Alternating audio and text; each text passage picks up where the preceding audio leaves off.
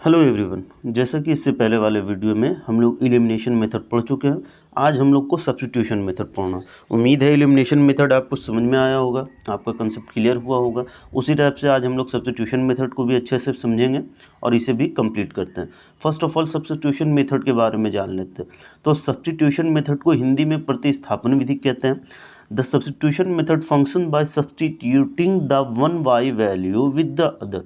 Simply कहने का sense है कि सब्स्टिट्यूशन का मतलब ही होता है कि किसी एक के स्थान को चेंज करना, रिप्लेस करना किसी दूसरे से, उसको सब्स्टिट्यूट करते हैं। फॉर एग्जांपल इससे पहले आप केमिस्ट्री में पढ़ चुके होंगे substitution reaction.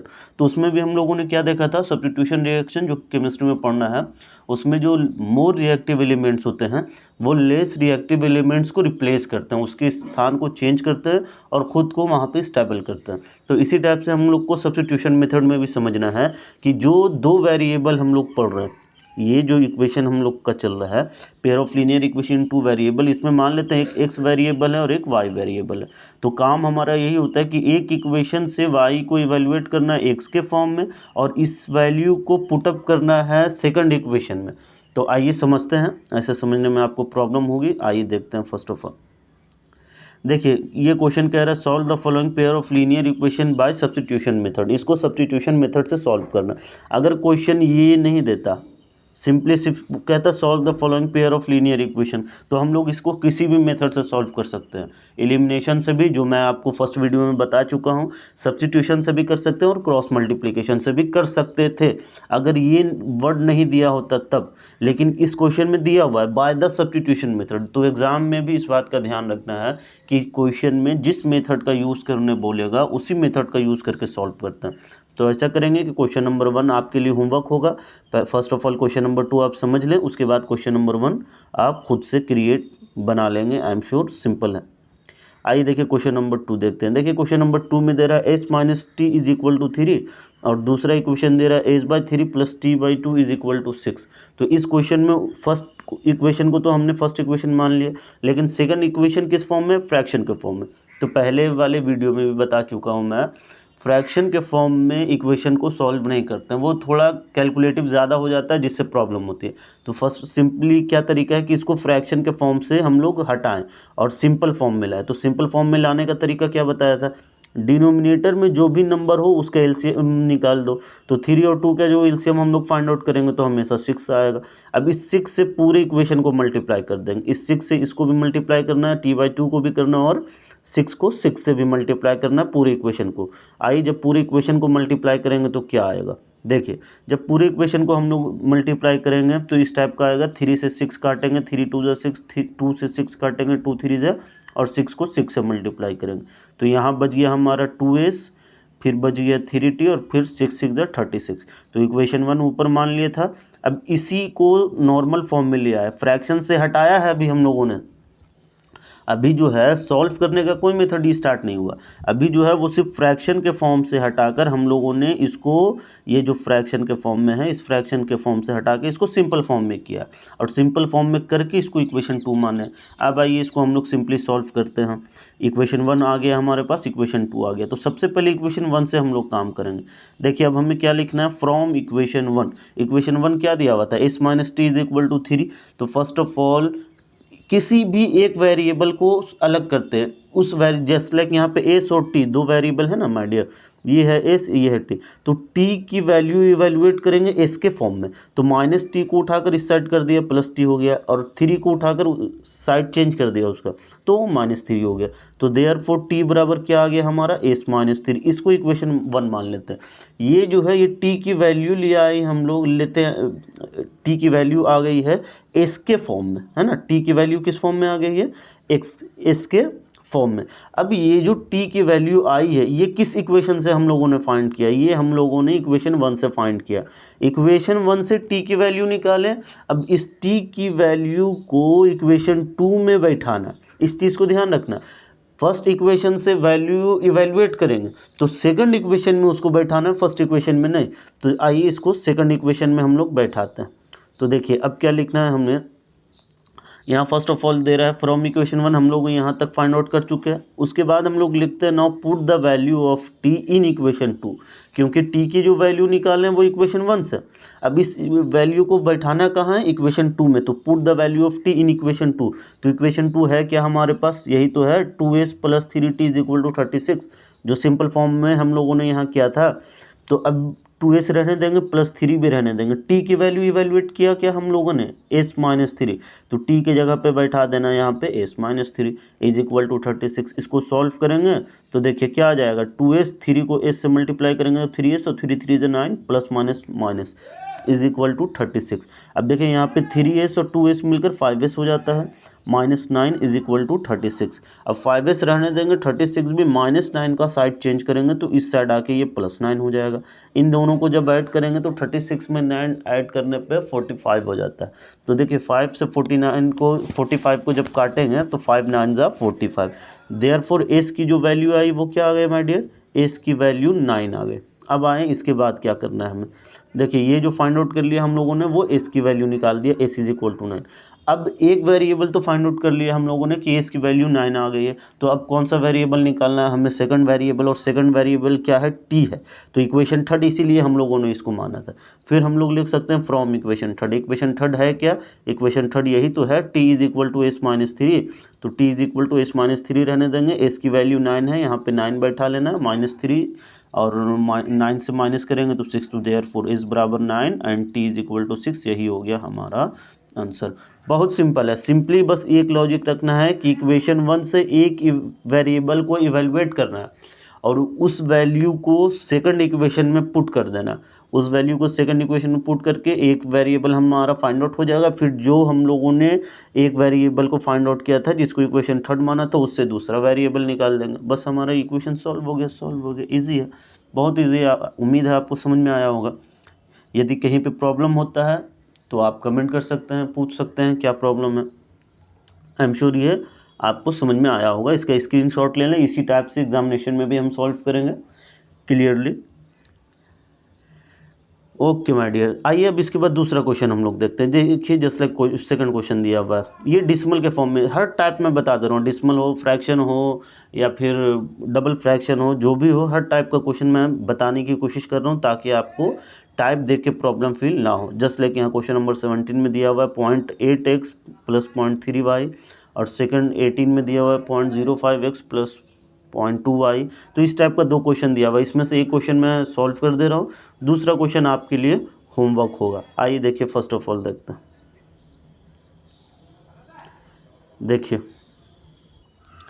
Yes my dear, देखिए तो इस क्वेश्चन को भी जो है हम लोग को सब्स्टिट्यूशन मेथड से ही सॉल्व करना है। क्वेश्चन दिया हुआ है 0.8x + 0.3y + 3.8, इस टाइप का दो क्वेश्चन दिया हुआ है। इक्वेशन 1 ये हो गया, इक्वेशन 2 ये हो गया। तो यहाँ पे जो हम लोग देख रहे हैं ये डिसमल में दिया हुआ है, तो डिसमल वाला भी सॉल्व कर सकते हैं, बट वही प्रॉब्लम है कि कैलकुलेशन में ज़्यादा दिक्कत होती है। तो इसको हम लोग नॉर्मली सिंपल वे में लेकर आएंगे, उसके बाद सॉल्व करेंगे ताकि आगे कैलकुलेशन करने में हमें ज़्यादा प्रॉब्लम फेस ना करना पड़े। तो सबसे पहला हमारा कार्य यही है, जैसे इससे पहले फ्रैक्शन वाले में फ्रैक्शन को हटाते थे और नॉर्मल फॉर्म में लाते थे, तो इस डिसमल वाले में भी डिसमल को हटाएंगे और नॉर्मल फॉर्म में लाएंगे। तो आइए सबसे पहला काम हमारा होता है डिसमल से हटाने का। तो देखिए डिसमल से हटाने का तरीका क्या है कि फर्स्ट ऑफ ऑल हम लोग इसको लिख लेते हैं और इसको डिसमल से हटाते हैं। तो डिसमल से हटाने के लिए क्या करेंगे हम लोग, 0.8 है तो पॉइंट हटाएंगे तो 8/10x हो जाएगा, + 3/10y = 38/10। सबके डिसमल के बाद एक ही है, वेरिएबल से कोई मतलब नहीं होता है बाबू, ये जो वेरिएबल है इससे कोई मतलब नहीं, ये जो डिसमल है वो सिर्फ नंबर पे ही होगा, वेरिएबल पे नहीं। तो 0.8 है तो 8/10 हो गया, 8/10 हो गया, यहाँ 3/10 और यहाँ 38/10। अब इसके बाद क्या करेंगे कि यहाँ जो है LHS में जो 8/10 और 3/10 है, तो इन दोनों से 1/10 को कॉमन ले लेते हैं। आइए इसको हम लोग कॉमन लेते हैं। तो देखिए जब इसको हम लोग कॉमन लेंगे तो 1/10 कॉमन निकाल दिया तो यहाँ 8x बचेगा, यहाँ से भी 1/10 कॉमन निकाल दिया तो यहाँ 3y बचेगा, और = 38/10 जैसे उसको रहने देंगे। अब देखिए 1/10 जो कॉमन निकाल दिया तो इस 10 से इस 10 को हम लोगों ने कैंसिल कर दिया, तो यहाँ 1 बचा, 1 से जब मल्टीप्लाई करोगे तो यही आएगा 8x + 3y = 38, यहाँ बचा तो यहाँ = 38 ही लिखना है। ये हो गया हमारा इक्वेशन 1। तो देखिए ऊपर क्या क्वेश्चन में था, डिसमल के फॉर्म में, अब इससे डिसमल हटाकर हम लोगों ने नॉर्मली फॉर्म में ले आए हैं, सिंपली फॉर्म में 8x + 3y = 38। यही प्रोसेस हमें इस इक्वेशन के साथ भी करना है। 0.4x और 0.5x जो दिया हुआ, इससे भी क्या करना, फर्स्ट ऑफ ऑल डिस्मल को रिमूव करना। तो देखिए डिस्मल को इससे भी हम लोगों ने क्या कर लिया, रिमूव कर लिया। वही किया, डिस्मल हटाया, 10 लिखे, 1/10 कॉमन लिया, 10 से 10 कैंसिल, तो ये हमारा बच गया 4x - 5y = 6। अब जैसे भी सब्स्टिट्यूशन मेथड हमने बताया था, सेम प्रोसेस है, उसी टाइप से हम लोग को इसको क्या करना है, कंप्लीट करना है। आइए देखते हैं। तो first of all from equation 1 से हम लोग क्या करेंगे, y को इवेलुएट करेंगे। तो देखिए इक्वेशन 1 हमारे पास था क्या, इक्वेशन 1 जो है वो 8x + 3y = 38 दिया हुआ है। तो 3y हम लोगों ने रहने दिया = 38 प्लस 8x को उठा के साइड चेंज करेंगे तो ये -8x हो जाएगा। y इधर मल्टीप्लाई में है, y को LHS से हटाकर RHS में लाएंगे तो वो डिवाइड में हो जाएगा। तो y की वैल्यू आ कितनी गई, 38 - 8x/3। ये हमारे y की वैल्यू आ गई है। अब इसको हम लोग क्या किया, इसको इक्वेशन 3 मान लिया। अब हमें पता है ना कि एक वेरिएबल की वैल्यू इक्वेशन 1 से फाइंड आउट कर ली है। अब इसको पुट अप करेंगे किसमें, इक्वेशन 2 में। आइए इसको इक्वेशन 2 में पुट करते हैं। Put the value of y in equation 2। y की वैल्यू क्या फाइंड आउट किया हम लोगों ने, y की वैल्यू यही तो है 38 - 8x/3। तो देखिए 4x जैसे है वो लिख लेंगे, -5 जैसे है वो लिख लेंगे हम लोग। इसके बाद जो है हम लोग अगर देखें तो यहाँ पे y है, तो y की वैल्यू फाइंड आउट किया क्या था, 38 - 8x/3। तो यहाँ पे y की जगह पे ये पूरा लिख लेंगे, 38 - 8x/3 = 6 जैसे था रहने देंगे। अब देखिए 4x जैसे रहने दिया, 38 को 5 से मल्टीप्लाई करेंगे 140, 5 को 8 से मल्टीप्लाई करेंगे -40x/3 को 3 रहने देंगे। अब इसे 5 से मल्टीप्लाई हम लोगों ने किया = 6। यहाँ तक का प्रोसेस आई एम श्योर आपको समझ में आया होगा। कुछ नहीं करना है, बस एक इक्वेशन से एक वेरिएबल को इवैल्यूएट करना है और उस वेरिएबल की वैल्यू को सेकंड इक्वेशन में पुट करना है। जैसे यहाँ पे हम लोगों ने इक्वेशन 1 से y को इवैल्यूएट किया, अब y की वैल्यू जो आई है x के फॉर्म में, उसको सेकंड इक्वेशन में पुट कर देना है। तो इसको पुट करने के बाद कैलकुलेशन यहाँ तक बढ़ी है। अब इसके आगे ले चलेंगे तो क्या है, 3 है। अब इसको क्या हम लोगों ने कर दिया, इसको यहाँ पे हम लोगों ने फ्रैक्शन का सब्ट्रैक्शन किया। तो 3 1 का एलसीएम लिया, 3 आ गया, है ना। अब 3 1 = 3, 3 4 = 12x यहाँ आ जाएगा, माइनस, अब माइनस लिखें, 190 है 190 लिखेंगे। अब ये माइनस और ये माइनस जब मल्टीप्लाई होगा तो माइनस माइनस प्लस होता है, प्लस 40x हो गया। अब देखिए इसके आगे 40x और 12x को ऐड करेंगे, क्योंकि दोनों पॉजिटिव है तो 52x होगा, -190 रहने देंगे = ये 3 जो है LHS में मल्टीप्लाई के फॉर्म में है, उस साइड जाएगा तो ये क्या हो जाएगा, सॉरी इधर डिवाइड में है, साइड चेंज करेगा, मल्टीप्लाई में जाएगा तो 6 3 = 18 हो गया। तो 52x रहने देंगे = 18, -90 का 190 का साइड चेंज करेंगे तो ये +190 हो जाएगा। अब इन दोनों को हम लोग क्या करेंगे, ऐड कर देंगे। तो इन दोनों को जब ऐड करेंगे हम लोग तो ये क्या हो जाएगा, देखिए माय डियर, इन दोनों को ऐड जब करेंगे तो ये आ जाएगा 208। अब इसको जो है 52 से काट लेंगे तो ये 4 टाइम्स में कट जाएगा, क्लियर हो जाएगा। तो x की वैल्यू हमारी क्या आ गई, x = 4 आ गया। बस यही तो फाइंड आउट करना था, है ना। अब देखिए इसके आगे हम लोग देखते हैं, ये जो है x की वैल्यू आ गई।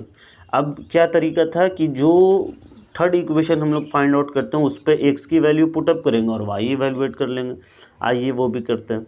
तो उसके लिए देखिए यहाँ क्या किया, फ्रॉम इक्वेशन 3 y क्या था हमारा 38 - 8x/3, 38 - 8 रहने दिया, x की वैल्यू यहाँ 4 फाइंड आउट किया है हम लोगों ने, है ना। देखिए x की वैल्यू जो है हमारा वो कितना, x की वैल्यू 4 है यहाँ पे, तो इस x की वैल्यू 4 को पुटअप कर लिया। अब 38 - 8 × 4/3, 8 4 = 32, इसको माइनस करेंगे तो 6/3 आएगा। 3 से 6 को जब काटेंगे तो वो 2 टाइम्स में कट जाएगा। तो देयरफॉर y = 2 और x = 4 पहले आ चुका था, तो यही हमारी वैल्यू हो गई, x = 4 एंड y = 2। उम्मीद है ये समझ में आया होगा आपको। If you have any problem then comment. I am sure simple है, थोड़ा कॉम्प्लिकेटेड हो जाता है कैलकुलेशन करने में, बट कैलकुलेशन से हमें डरने की ज़रूरत नहीं है, इसको सिंपली समझना है और सिंपली हम लोग समझेंगे तो आई एम श्योर ये आपको क्लियरली टोटल समझ में आ जाएगा। इसका चाहें आप तो स्क्रीनशॉट ले सकते हैं, सिंपल है, इजी है। इसी टाइप से हमें एग्जामिनेशन में भी बनाना है समझकर। आई एम श्योर आपको ये क्लियरली हो गया होगा। चलिए अब इसके बाद जो है ये आपका होमवर्क है। फर्स्ट इक्वेशन x + y = 14 और x - y = 4। सेकंड इक्वेशन ये है, जिस टाइप का क्वेश्चन बताया उसी को होमवर्क दे रहे हैं, इसको सॉल्व कीजिएगा। And comment the answer, answer comment करना है आपको। प्लीज़ चैनल को सब्सक्राइब, लाइक और शेयर करें ज़्यादा से ज़्यादा। Thank you.